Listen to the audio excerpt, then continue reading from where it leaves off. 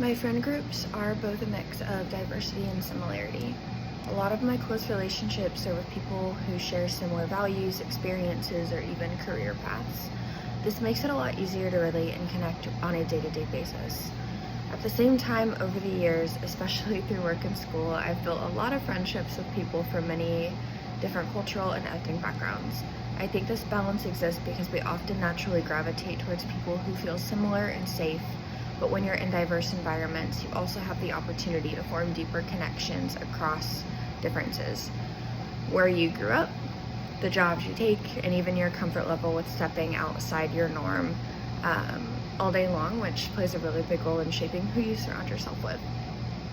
This video specifically highlighted some really important realities that textbooks don't sometimes actually fully capture. It reminded me how recent the Loving versus Virginia case actually was. Just a few decades ago, many of these couples wouldn't have legally been allowed to marry.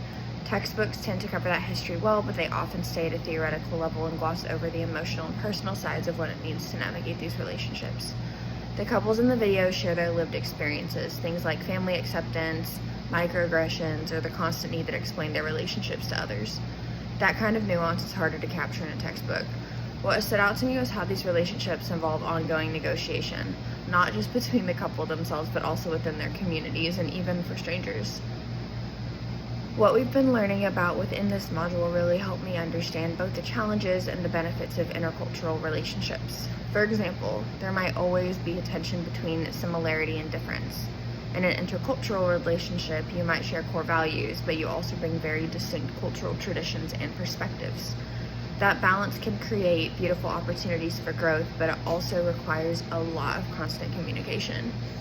Another dialectic is between openness and protection, deciding how much you want to share in the outside world when others might not always be supportive or understanding. By looking at these relationships through a dialectical lens, I've learned that tensions don't have to mean conflict. They're natural and even healthy as long as both people are willing to work through them together. It also helps me appreciate how much strength these relationships take, not just to navigate internal differences, but also to stand firm against external pressures. Ultimately, understanding these dialectics deepens my respect for intercultural relationships and remind me how they can lead to richer perspectives, deeper empathy, and more meaningful connections.